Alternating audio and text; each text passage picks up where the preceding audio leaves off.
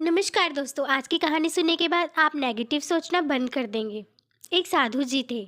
वो जगह जगह जाकर प्रवचन दिया करते थे। उनकी कोई अपनी कुटिया नहीं थी।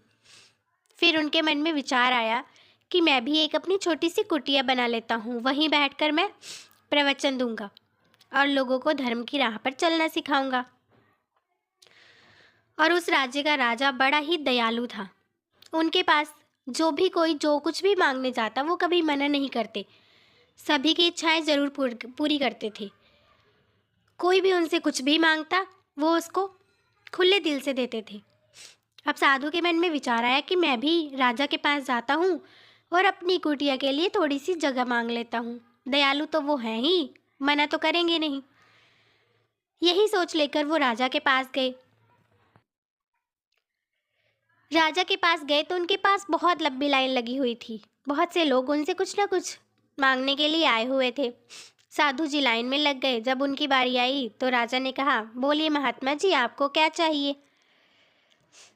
तो साधु ने कहा, महाराज मुझे थोड़ी सी जगह चाहिए अपनी कुटिया बनाने के लिए। तो राजा ने पूछा, कितनी जगह चाहिए, बोलिए।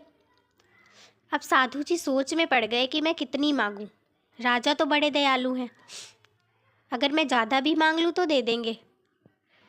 और जब मांगनी ही है तो थोड़ी क्यों मांगू, थोड़ी ज़्यादा मांग लेता हूँ, थोड़ा बड़ा आश्रम बन जाएगा।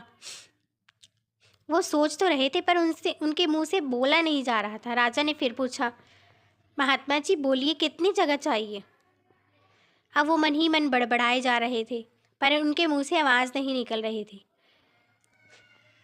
जब उन्होंने कुछ नहीं कहा तो राजा बोले, महात्मा जी आप यहाँ से मुड़कर जहाँ तक भी चलकर जाएंगे और वहाँ से वापस सूर्यास्त होने से पहले मेरे राजमहल तक आएंगे। जिस छोर तक आप जाएंगे वो सारी जगह आपकी हुई। तो आप चलना शुरू कीजिए।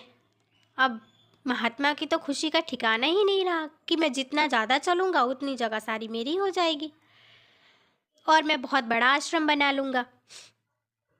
अब महात्मा जी ने चलना शुरू किया। चलते चलते उन्होंने सोचा, अगर मैं चलूँगा तो बहुत कम ही जगह घेर पाऊँगा।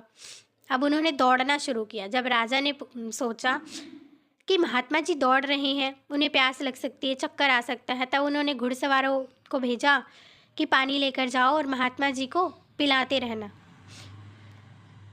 अब महात्मा जी दौड़े जा रहे थे और पीछे से घुड़सवार कहते, महाराज पानी पी लीजिए, गर्मी बहुत है, आप बेहोश हो जाएंगे, आपको चक्कर आ जाएगा। तो महात्मा कहते, नहीं, पानी पीने का टाइम नहीं है, पानी पीऊँगा तो लेट हो जाएगा। अब वो पानी भी नहीं पीते, दौड़े जा रहे थे। दौड़ते दौड़ते दौड़ते उनको याद आया कि सूर्यास्त होने से पहले मुझे राजा के दरबार में भी पहुंचना है। फिर उन्हें एक नदी दिखाई दी। उन्होंने सोचा, इस नदी के भी घेरे लगा लेता हूँ, ये भी मेरे आश्रम के बीच में आ जाएगी। नदी का चक्कर लगाने के बाद उन्होंने सोचा, चलो अब वापस चलते हैं। फिर उन्होंने वहाँ से भागना शुरू किया। भागते भागते दौड़ते दौड़ते सूर्यास्त होने से पहले वो राजा के दरबार में पहुँच गए। इतने ज़्यादा थक गए थे कि वो उनके सिंहासन के सामने आकर खड़े हुए और वहीं से गिर पड़े। अब वो ऐसे गिरे कि मुड़कर उठे ही नहीं, वो सीधा परलोक सिधार गए। तो उन्होंने जगह तो बहुत ज़्यादा कवर कर ली थी पर इतना लालच ठीक नहीं। वो जगह उनके किसी काम नहीं आई। ये जो तृष्णा होती है ना हमारी, लालच, ये हमें कहीं का नहीं छोड़ती। थोड़ी और थोड़ी और थोड़ी और के चक्कर में हमारी पूरी ज़िंदगी निकल जाती है और हमारे हाथ कुछ भी नहीं लगता। दोस्तों, ज़िंदगी जीने का नाम है। थोड़ी और के चक्कर में हम अपनी ज़िंदगी को ऐसे ही गंवा देते हैं और हमारे हाथ कुछ नहीं लगता। इसीलिए हमें ज़्यादा तृष्णा और लालच से दूर रहना चाहिए। तो दोस्तों, आज की हमारी ये कहानी आपको कैसी लगी कमेंट कर अवश्य बताएं। और अगर कहानी अच्छी लगी हो तो हमारे चैनल को लाइक, शेयर एंड सब्सक्राइब कर दें। धन्यवाद।